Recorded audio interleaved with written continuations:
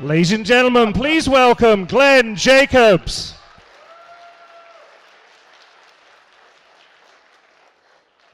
FECON starting off with a bang. That was pretty doggone awesome, right? Tremendous. This is a spectacular honor for me to speak here. Of course, FE is the original organization devoted to the promotion of Austrian economics and a free society. And when I think about the just great individuals that have been affiliated with this organization, it is extremely humbling to be in any way to be participating in something like this.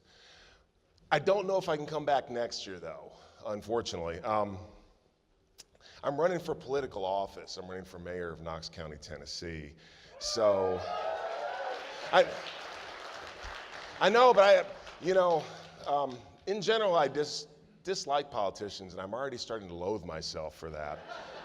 But I was recently speaking at a 5th grade elementary school graduation, and in the program, it listed everybody, right? And it's Glenn Jacobs, professional wrestler. I'm like, yeah, I was really good at that. That's cool. Businessman, I'm proud of that. Politician, Mom would be so disappointed in me.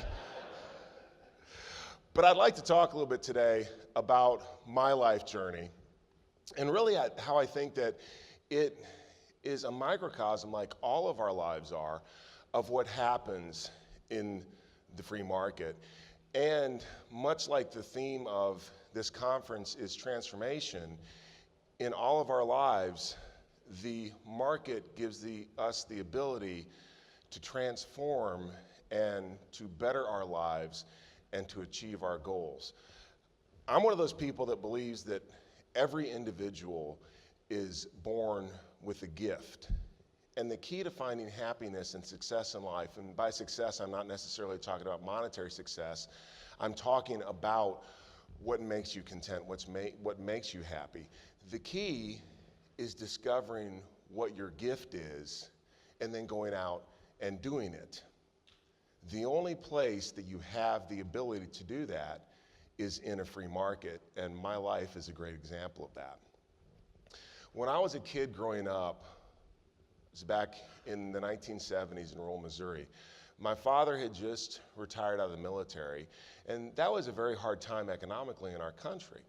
So I always had something to eat, always had a roof over my head. My parents worked very hard, but we weren't exactly wealthy or well off. So I saw my path to a better life, materially at least, through sports. And ever since I was a little kid, I dreamed of being a professional athlete. When I was little bitty, I wasn't very good at anything. I could have been a great baseball player, except I couldn't pitch, I couldn't field, and I couldn't really hit too well. Otherwise, I was tremendous. But I was always taller than all the other kids. So by the time I got to high school, I started to develop and grow into my body, and I became a pretty good basketball player. I wanted to play Division I basketball because I thought, hey, if I do okay, maybe I can actually play in the NBA, or they have some really good leagues over in Europe, and that was my goal. About halfway through my senior year in high school, I tore ligaments in my ankle and was unable to finish the season. So I wasn't able to attend a Division I school on a scholarship. I went to a smaller school. When I got to college, I still tried hard at basketball, but at that point, I started lifting weights. And I discovered that I liked lifting weights and I really like to eat. So between those two things, I ended up putting on like 60 or 70 pounds, and I'm trying to run up and down a basketball court at 290 pounds. So the football coach comes to me, he's like, what are you doing? Come play football. So I'm like, okay, I'll give this football thing a shot. I found that because of my years of basketball, I was a very good athlete with very good footwork. And then my size and my strength and just my physical gifts made me an outstanding football player. And I thought I had a shot to play in the National Football League. Well, unfortunately, I say unfortunately now, but looking back, it was probably one of the best things that ever happened to me.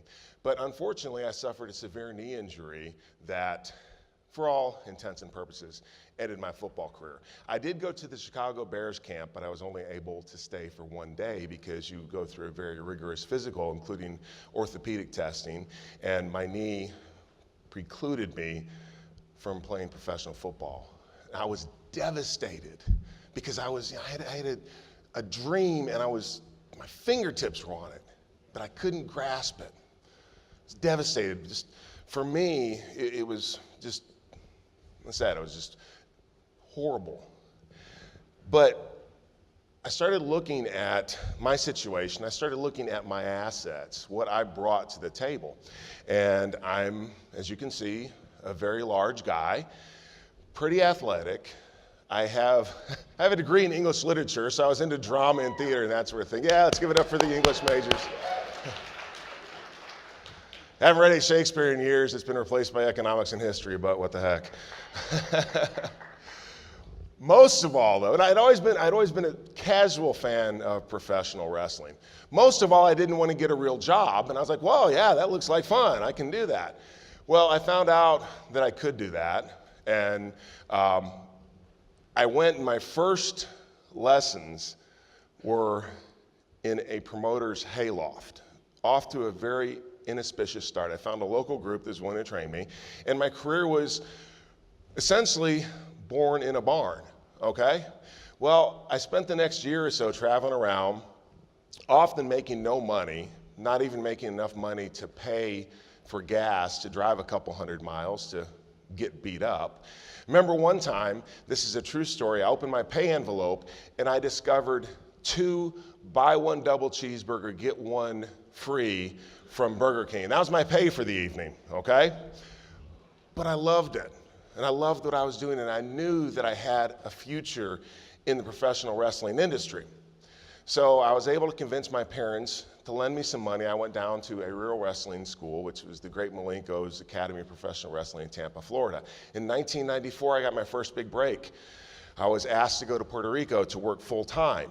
I was trepidatious because a Midwestern boy going to a Caribbean island didn't know how that was going to work. And also in our business, the promoters, there's a saying, promoters come in 2 flavors, bad and worse.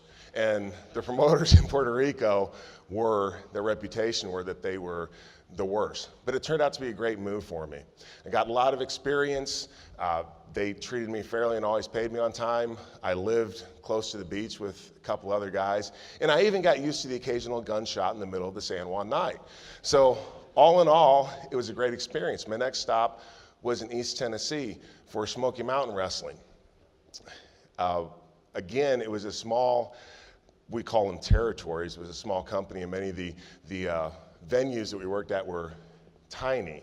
I called them witness protection program towns because if I was in the FBI's witness protection program, I don't want to go there because no one is ever going to find you. They even know these places exist. 1995, I was signed with WWE. The thing was, though, again, it wasn't like my career took off like a rocket ship or anything like that. When I had an initial meeting with Vince McMahon, who is the CEO and president of WWE, I was so thrilled because they called me, they want me to come up to Stamford, Connecticut to have a meeting with Vince. So fly from Tyson McGee Airport in Knoxville to LaGuardia. They picked me up in a limousine. I'd never been in a limousine before in my life. I'm like, this is the greatest thing ever. I'm a WWE superstar. It doesn't get any better than this. But you ever have one of those days where everything's going really great and your rocket ship has taken off and you're going straight to the moon and that blows an engine and you're plummeting downward very quickly? That happened. Vince comes in, we have some small talk, and then he says, Glenn, are you afraid to go to the dentist? I'm like, well, no, not really. Well, I've always had this idea for a wrestling dentist. What? Yeah, Isaac Yankem. I yank him. And then, yeah, right? But what's worse, it gets worse because Vince thought it'd be ironic if his wrestling dentist had rotten teeth. So I had to put makeup on my teeth to make them look decayed. And then if you've ever watched our show or been to our show, you know, the guys always get to come out to really cool music and rock music, and I got a dental drill, okay? That was my music. So I'm sitting there, I'm like, and Vince is a billionaire, by the way, but I'm sitting there, I'm thinking, dude, you gotta be kidding me, right? You flew me all the way up here from Knoxville to tell me that you want me to be a wrestling dentist? Now, who's gonna take that seriously? Well, no one took it seriously. I didn't take it seriously, actually. I just couldn't get into the character, and it was a monumental flop, and I thought that was the end of my WWE career. I spent the next couple of years just sort of hovering around before I got my big break in 1995, when the character Kane was developed for me. And from there, things have gone really well. I've traveled all around the world. I've wrestled in front of millions of people, both live and on TV. I've had the pleasure of working with some of the greatest performers in the world: Dwayne "The Rock" Johnson, Stone Cold Steve Austin, baseball legend Pete Rose, Drew Carey, fellow libertarian, by the way, the Muppets. Kermit and I are pretty tight. I was even in a Scooby-Doo movie. Let me tell you something, folks. You know you've made it in pop culture when you're in a Scooby-Doo movie, okay? But when people look at me, I think they often just see that. They see sort of the finished product. They don't see the process that I went through to be able to get to that. Again, the reason I've been able to do the things that I've been able to do is not necessarily because I'm special. I do have a unique skill set. Not a lot of people are cut out to be professional wrestlers. But I found something that I was good at. And I had the opportunity to go out and do it. But if you look, I failed time and time again throughout my life at things that I tried. The free market means nothing if it means nothing other than the ability to fail and try again until you achieve greatness, until you achieve what you want to achieve. I had a friend last night, we were talking about this, and he said, a lot of you guys may not remember this system, but how many of you remember the Atari 2600, the original sort of, okay. It's like a reset button on the Atari 2600, the market is. You can mess up your game, you can fail time and time again, but you can always reach up and hit the reset button and start over again.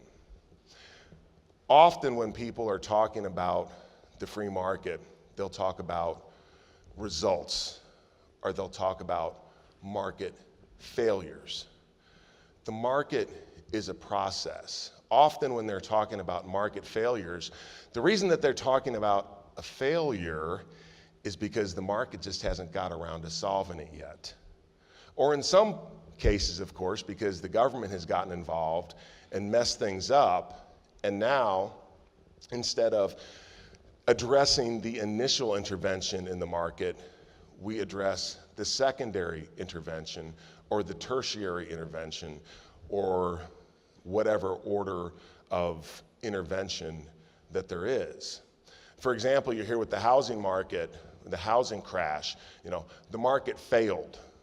Well, the market didn't fail at all. What happened was the Federal Reserve printed tons and tons and tons of money, shot it out in the economy, and then the fiscal policy of the federal government directed it into the housing market, causing a huge bubble. And then along the way, the federal government created a secondary mortgage market, which took the responsibility away from the primary lenders, chopped all these toxic assets up and threw them out into the market, which would have never existed in the market itself, but somehow that becomes a market failure. It was a government failure. And at this point, thankfully, that's pretty clear. Then also when we talk about market failures, often our innovations are things that become so commonplace and we rely on them so much that they become, when they don't work, they become failures, right? So our cell phone, if it doesn't work like we want it to work, people fuss about it, but we didn't even have these things 15 years ago. If you think about it, I'm standing here in the middle of Atlanta, Georgia, where it'd be 95 degrees today. I'm one of those people that I just perspire a lot. I'm a big guy. These lights are actually killing me, okay? But I'm serious, I'm out on my campaign knocking on doors. I'm just like, oh gosh, I'm out in the sun trying to look cool, and that just doesn't work for me. But it's gonna be 90 degrees today or whatever it's gonna be, but I'm standing here in relative comfort because of this thing that we have called air conditioning. Andrew Carnegie was the richest man in the world, one of the richest men in the world. I think he is misaccurately described as a robber baron. He was a great entrepreneur. He was worth, at the peak of his wealth, about $480 million, which is $310 billion in today's money. He died in 1919. Residential air conditioning was not introduced until 1920. So we are all enjoying something that at one point the richest man in the world never even got to experience. And it wasn't because the government decided that it would be great if we all had air conditioning. It was because entrepreneurs were trying to solve a problem. And what happened was they were actually working on one problem and then realized that their solution was applicable to something else. And we see that all through the market. That might have been a failure. In fact, we see inventions that are considered failures because they don't solve the problem or they don't do what the inventor envisions. But what ends up happening is someone else comes along and says, this would be great for that. And because of that, our lives are better, all of our lives. The market gives us the ability to fail and then to succeed. And that's important on a number of levels, not only as an entire society, but as individuals. The left, and I have some friends who are on the left, but the left consider themselves compassionate. They're trying to protect people from failure. That doesn't work. Because what they're really doing is putting people in a box where they can't fail, where they're comfortable enough to be happy with mediocrity instead of striving for greatness. Thomas Jefferson said that timid men prefer the calm of despotism to the tempestuous seas of liberty. On the seas of liberty in the free market, sometimes you're going to get thrown on the rocks. I have in my life. I've got thrown on the rocks. But if you have an ability, and we all have that, if you have the desire, if you have the perseverance, you get back up and you're able to do something great with your life, and you learn from your mistakes, and you find out what your life really is. And that's the transformation that I'm talking about. I've seen that throughout my entire life. I've gone from a little kid who just could barely walk and chew gum at the same time, to a high school athlete who is pretty good, to a college athlete who is pretty good, to an elite college athlete, and then to a professional athlete. Maybe not in the way that I saw when I was a little bitty kid, but nevertheless, I was able to achieve that dream. And the only place that I could do that was here in America, because we have a free market and we have the ability to fail, and then we have the ability to grow and to succeed. That's what transformation is all about, not only on a social level, but also as individuals. That's why the free market is so important. That's why liberty is so important. That's why organizations such as FEE are so important. Thank you guys so much for being here today, and I really appreciate it. Have a great time. Thank you.